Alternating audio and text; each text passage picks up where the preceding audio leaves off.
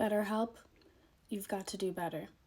I want to first start this video by stating that I am a person who is very compassionate and impassioned about the mental health space. I have been a vocal and public mental health advocate since 2012, and so this is really heavy on my heart to share, but I know that me sharing my story will in turn help save other lives.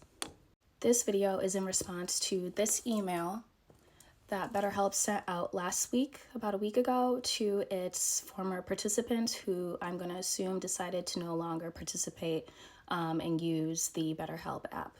This email that I received invoked strong reactions from me. To keep a very long story short, my therapist was watching TV during our sessions.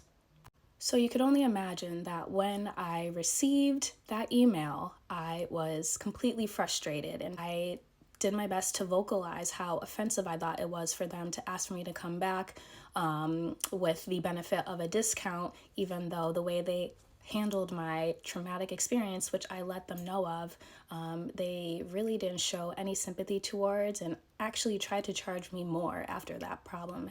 I'm gonna go ahead and read you the email I sent.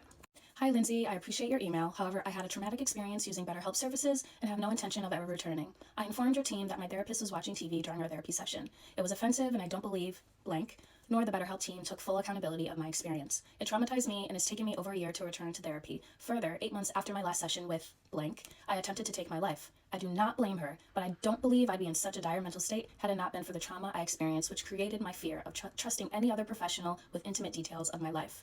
As a mental health advocate and founder of Feel Good Babe, a mental wellness community for women, I respond to you from an earnest place. Since removing myself from your program, I have shared my testimony with many others who also express unprofessionalism from the contracted psychotherapist under the BetterHelp umbrella. I'm sure this isn't the first negative feedback you've received, but I do hope it is your last. All the best, Tanae. It was really saddening because I was talking about a really delicate topic. My voice was shaky, there was tears in my eyes, and I could see the glare in her glasses. It was very evident there was a TV on, and I remember I finished this one sentence and her eyes were looking this way, and I had to stop talking, and there was like a pause of like, I want to say maybe 2 seconds, and in that 2 seconds I realized she's not even listening, she's watching the TV. And after that I ended the session. And I do just want to emphasize again, I do not blame that psychotherapist for the mental health reasons that I succumbed to. However, I do believe that there are sensitivities that apps like BetterHelp or others should be cognizant of when inviting psychotherapists into these spaces to help people such as myself who are really looking to find support.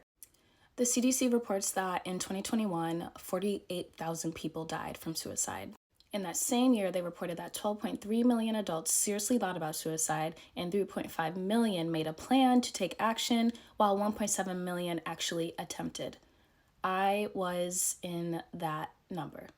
No matter if you have suicidal ideation, anxiety, depression, you deserve a quality professional who is going to help you, not take advantage of you like I was. And it was only after this experience that I had that I did my research and learned that thousands of other people have had traumatic, similar experiences with unqualified professionals. On top of that, just this year, BetterHelp was fined by the FTC for selling our private data. We live in such a fragile time right now because we've all lost friends and loved ones during the pandemic, and we now see all the conflict happening overseas. We are losing our jobs. We're living paycheck to paycheck. We're unable to put food on the table for our children. Children are going to school starving. Like, we are all in a sensitive and delicate place right now, and we need support by professionals who will be professional, who are qualified to take what we share with them, our sensitive experiences, and help us, not abuse us. And I just wanted to emphasize, I was terrified the first time I ever decided to start my therapy journey. It's not an easy road. It's almost like dating. And so the fact that you entrust someone, you go through all of the interviews, and you find someone who you think will really help you, and then they don't, I just find it appalling. And the fact that this seems to be a common place for that app and for a few other services, we really need better. I want to clarify that BetterHelp did respond to my email, and they said that they would look into it and they can't tell me the outcome of this situation, but they're about a year and a half too short. This happened in 2022 and now we're about to be in 2024. I have friends who have also received that email and they were equally offended because they had just as much of a traumatic experience with BetterHelp as I did.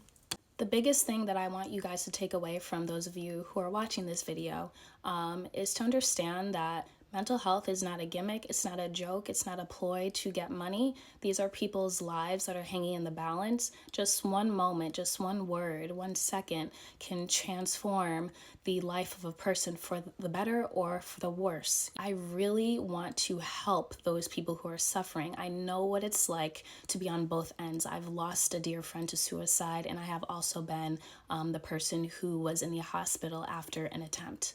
No one deserves to feel sad, no one deserves to feel alone, but even further, no one deserves to be abused or neglected by professionals who they trust their lives with. People who advocate for BetterHelp or any of these other mental health services, please do your research before you start advertising.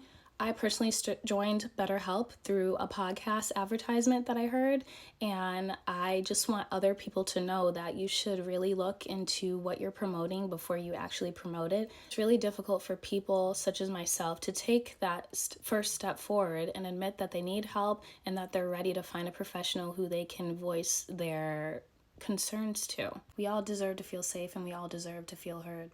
I don't record this video to instill fear in anyone who has been thinking about starting therapy. I only share this to bring awareness to the realities of what we face when we finally do get the courage to stand up and fight for our happiness. Do better, BetterHelp.